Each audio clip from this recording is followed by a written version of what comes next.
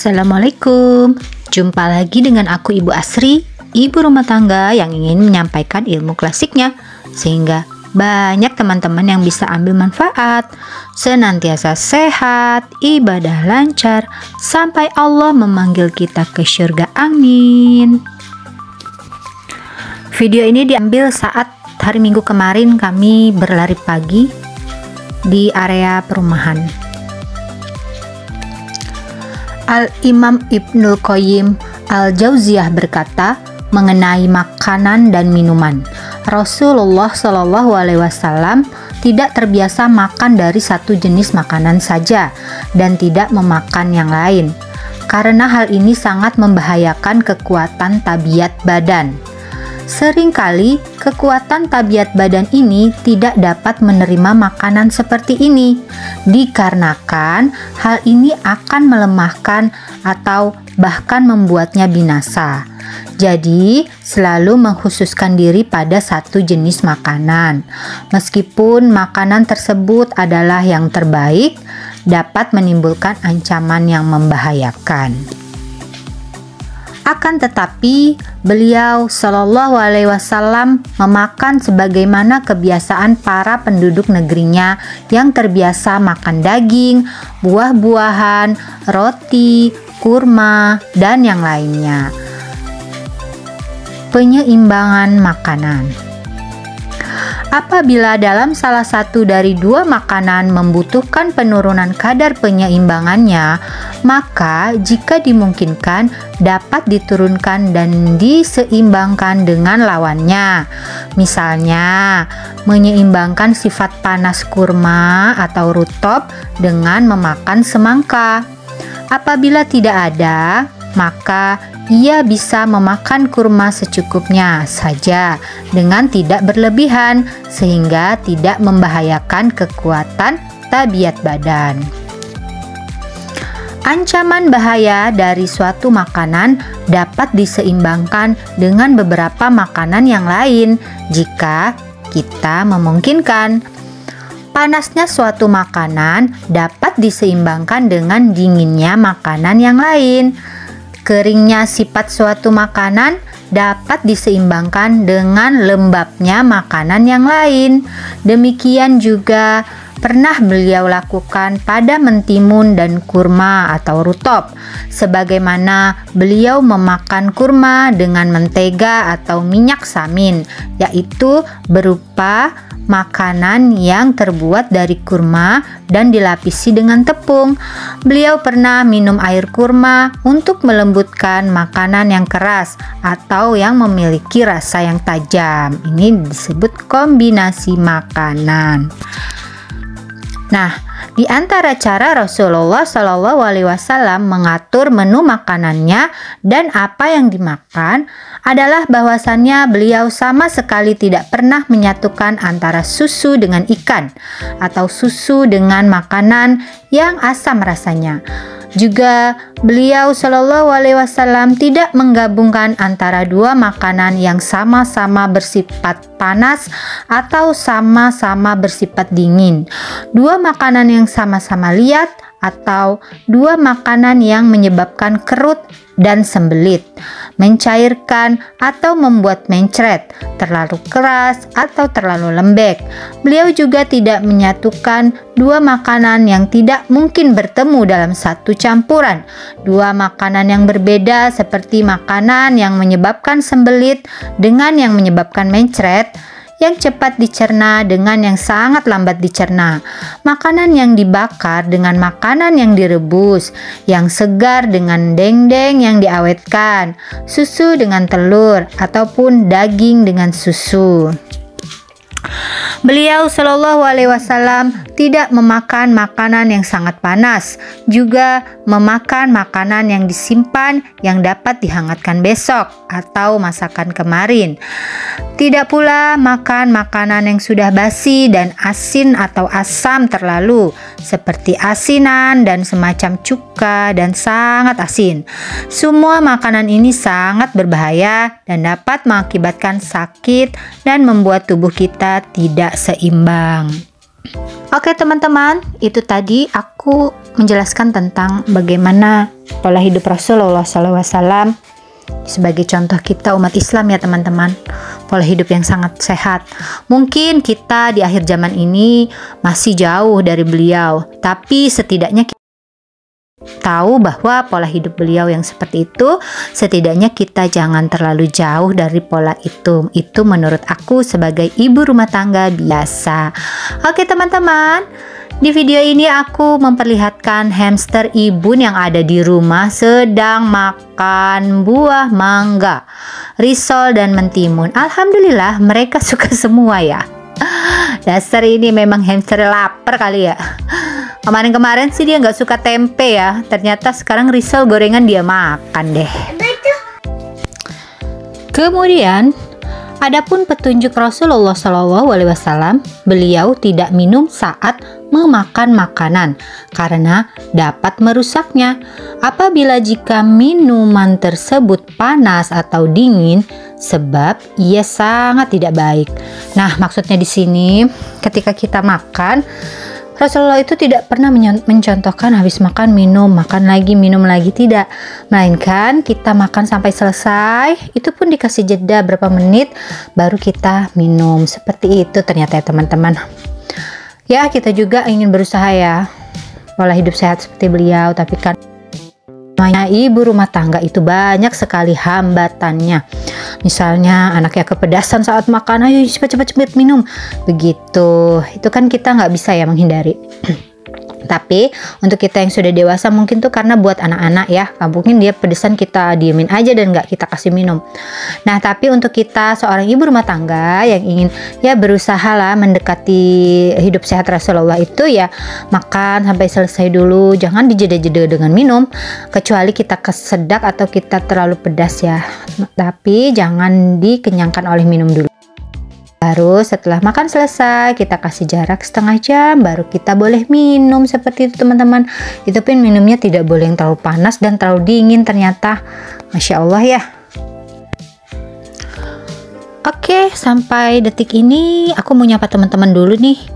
Teman-teman onlineku, semoga kalian dalam keadaan sehat ya, selalu dalam lindungan Allah. Aku mau ucapkan terima kasih banyak atas supportnya dan dukungannya terhadap channel Ibun A4. Mudah-mudahan kedepannya bisa berkembang kita bersama ya teman-teman ya, dan bisa bermanfaat untuk orang banyak. Amin ya robbal alamin. Lanjut, adapun pola makan dan minum berdasarkan kesehatan tradisional klasik adalah dengan memperhatikan karakter makanan yang kita makan dan minuman yang kita minum. Karakter makanan dan minuman ada 3, yaitu sifat, rasa, dan arah gerak kalau di klasik. Dari sini makanan yang kita makan akan dapat bermanfaat untuk menjaga kesehatan bagi kita. Kemudian selain memahami karakter makanan dan minuman, maka kita juga dianjurkan mengetahui karakter dan aktivitas organ tubuh kita dan mengenai waktu aktivitas organ tubuh kita. Oke, yang pertama organ tubuh paru-paru. Nah, paru-paru ini dia aktif di jam 3 malam sampai 5 subuh atau 3 dini hari sampai 5 subuh. Ini aktifnya paru-paru. Kenapa kita sering menemukan orang yang sedang batuk itu akan bertambah batuk di jam 3 sampai jam 5 subuh, karena itu paru-paru sedang beraktif mengeluarkan kotoran-kotoran itu. Kemudian usus besar aktif di jam 5 pagi sampai jam 7 pagi. Kenapa kita wajib untuk BAB di jam segitu? Karena usus besar kita sedang bekerja. Lalu kemudian organ lambung aktif di jam 7 pagi sampai jam 9 pagi. Itu kita biasanya pakai untuk sarapan karena organ lambung kita sedang aktif di situ. Kemudian di jam 9 sampai jam 11 pagi organ limpa sedang bekerja juga.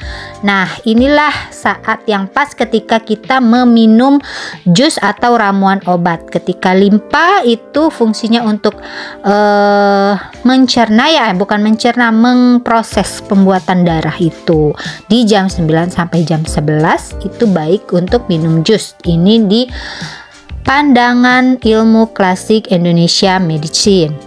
Kemudian organ jantung aktif di jam 11 siang sampai jam 13 atau jam 1 siang. Nah, ini kenapa kita disarankan untuk tidur siang? Rasulullah mencontohkan kita tidur siang di jam 11 sampai menjelang sholat zuhur ya.